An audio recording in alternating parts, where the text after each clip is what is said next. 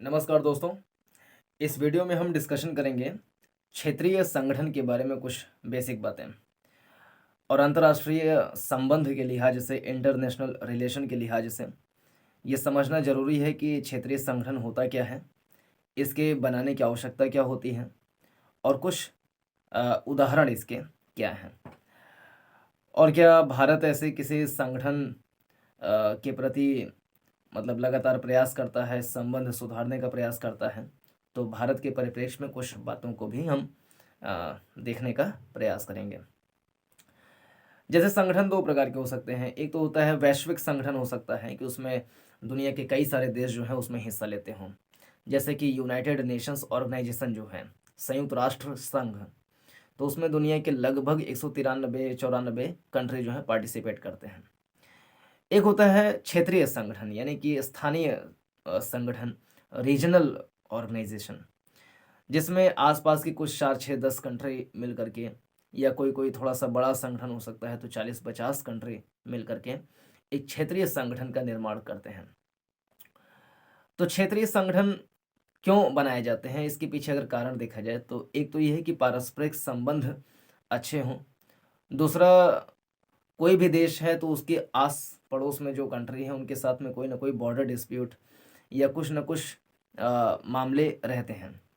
तो उन सभी प्रकार के मामलों के निपटारे के लिए ज़रूरी होता है कि एक क्षेत्रीय संगठन हो, जिसमें जो आस-पास के जो कंट्री हैं, जो देश हैं, वो मिल करके आपसी विवादों का निपटारा कर सकें और आपस में सहयोग करके, कोऑपरेशन करके, विवादों का निपटारा करके हम आर्थिक विकास, भावनात्मक विकास, राजनीतिक विकास अच्छे प्रकार से कर सकते हैं। पूरे क्षेत्र का जो क्षेत्रीय विकास होता है उसको हम सही प्रकार से कर सकते हैं। अ, अगर देखें कि जो क्षेत्रीय संगठन है उनके निर्माण में कौन-कौन से कारक जिम्मेदार होते हैं, यानी कि ऐसे कौन-कौन से फैक्टर हैं कि कोई आस-पास के जो मुल्क हैं, जो देश हैं, वो आकर के एक क्षेत्रीय संगठन को बनाने में अपनी भूमिका अदा करें। तो वो हो सकता है कि जैसे 2 या 2 से ज़्यादा देशों के बीच में एक प्रकार की जातीयता है, नृजातीयता है या प्रजातीयता है, एक प्रकार की भाषा है या धार्मिक करण जैसा है, या भौगोलिक एकता है, राजनीतिक एकता है या ऐतिहासिक कुछ एकता है। तो ये सारे कारक होते हैं जिसकी वजह से कोई 2 या 2 से ज़्यादा कंट्री आपस में मिल करके एक क्षेत्रीय संगठन का निर्माण करते हैं। कुछ एग्जाम्पल की बात करें तो 1945 में एक अरब लीग बना था। 1948 में एक संस्था बनी थी जिसको कहा जाता है अमेरिकी देशों का संगठन, ऑर्गेनाइजेशंस ऑफ अमेरिकन नेशंस।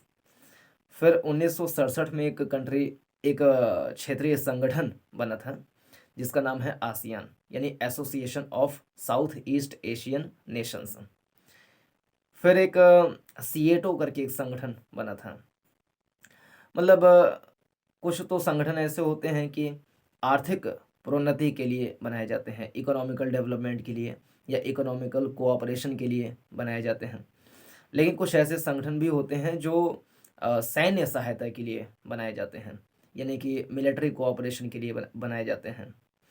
उनमें से एक संगठन है जो बड़ा ही फेमस संगठन है, जो कि रसिया ने जब यूक्रेन के ऊपर आक्रमण किया तो इस संगठन का बड़ा ही बोलबाला रहा था, नाटो, NATO।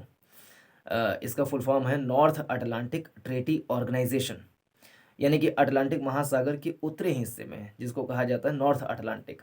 तो नॉर्थ अटलांटिक से लगे जो कंट्री हैं जैसे कि कनाडा है, यूनाइटेड स्टेट्स ऑफ अमेरिका है, या वेस्टर्न जो यूरोप है, तो इन सारे देशों को मिला करके एक संगठन बना है जिसको कहा जाता है नाटो।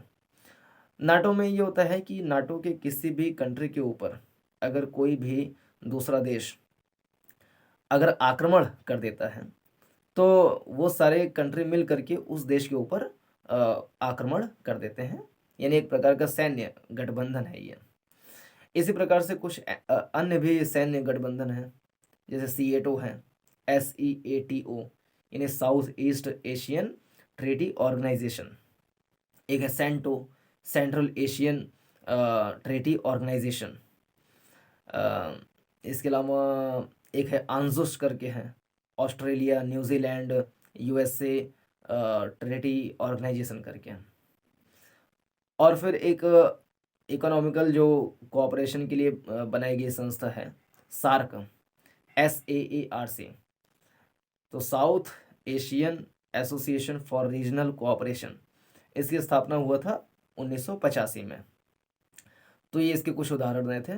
तो इस वीडियो में इतना ही, एक बेसिक सा वीडियो था जिसमें हम इस बात को डिस्कस करने का प्रयास किए कि क्षेत्रीय संगठन क्या होता है, थोड़ी सी भूमिका उसकी। बाकी के विषय को अन्य वीडियो में हम डिस्कस करेंगे। धन्यवाद।